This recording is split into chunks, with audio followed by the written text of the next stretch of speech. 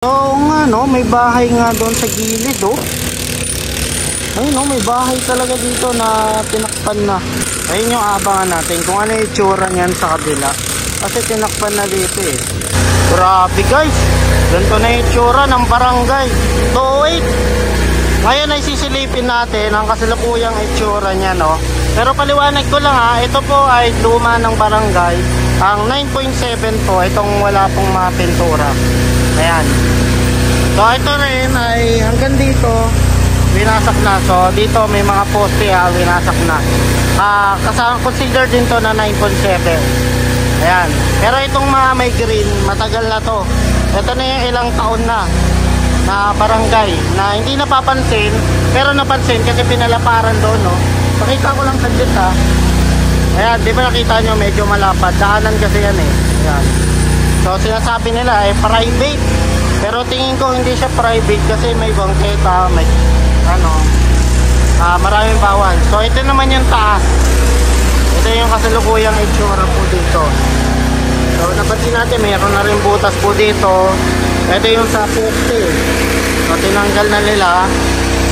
Then dito,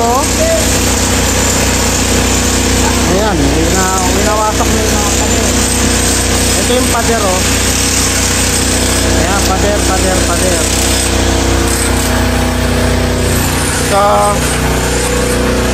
pakita ko lang sa inyo yung taas para may idea kayo. Ito dati na to kasi may mga green. So hindi siya consider sa 9.7.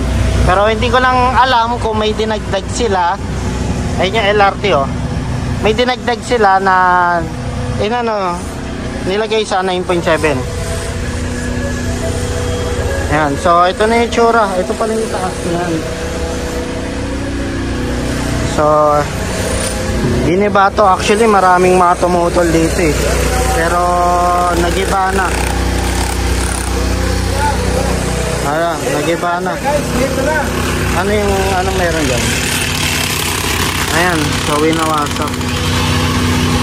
So nga no, may bahay nga doon sa gilid oh. Ayun no, may bahay talaga dito na tinakpan na. Ayun yung abangan natin kung ano yung itsura niyan sa kabila.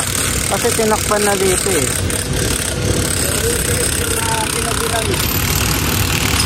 Pinadiran nila eh. Pakasilip ko lang. Yan. So nawasak na. Inaano nila yung mga poste. Kada poste na sila. Kasi kikibahin naman to dito sa side na to.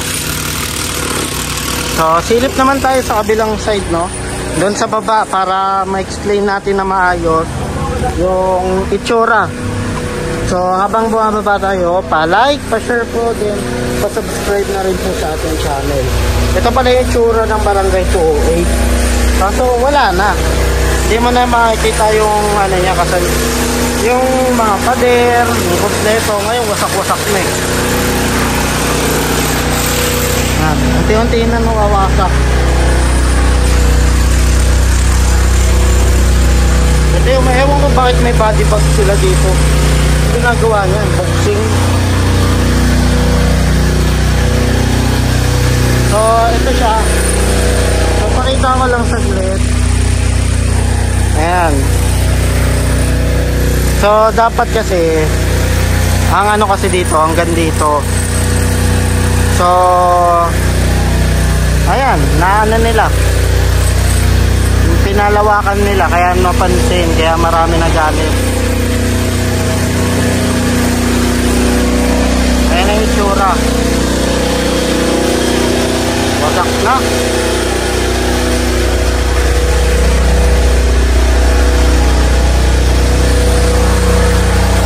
So pader. So ito yung sinasabi ko sa inyo oh. Ayan, temporary close na. So ito yung sinasabi ni na bangketa raw. Siguro nagkakatalo, sinasabi nila private, pero nakasanayan na rin kasi nila na hindi light vehicle lang yung padaanin dito. Pero isa rin sa mga ko dito ay tanong kasi dyan, unang-una kung may permit ba yan. May permit ba sa pagpapatayo nito? Kung wala kasi sobra illegal siya. So hindi talaga pwedeng ano. So may batas kasi tayong sinusunod.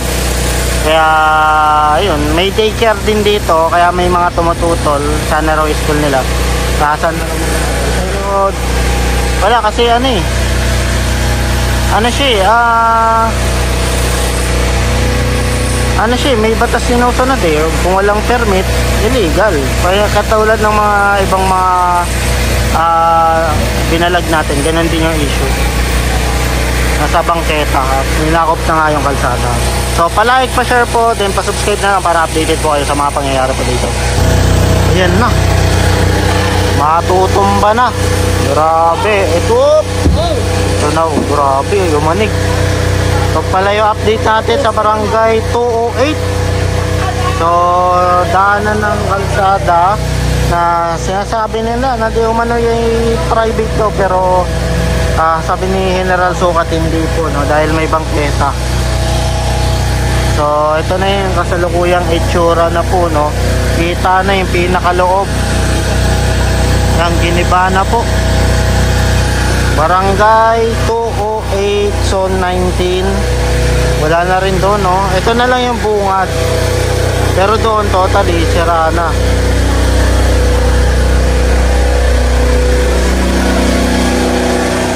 Ito na pala yung itsura. Grabe. Wala, ano, tasa lang, oh. So dati natatakpan pa to, ngayon ay hindi na.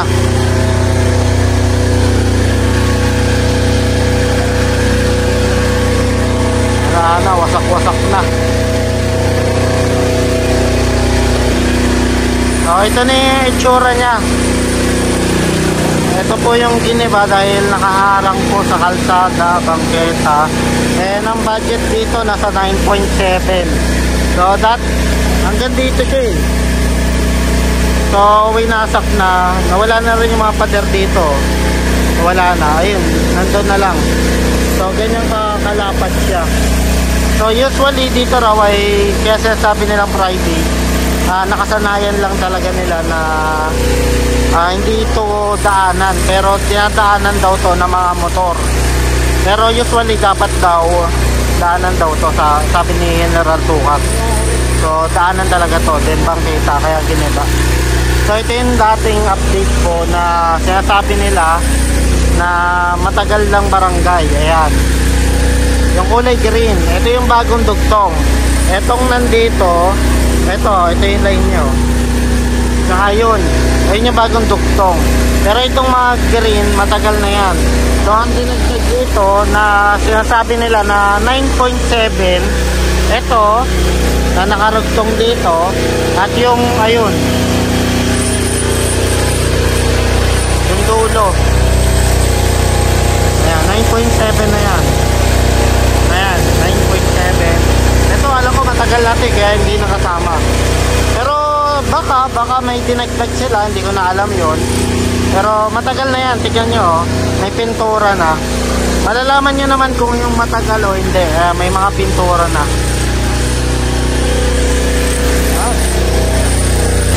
Wala na. Actually maraming tumutol dito, pero ngayon mukhang unti-unti na nilang natatangkap na wala na illegal kasi. Permit yung pinaka-importante dito eh. So yun yung nasira, sinasap.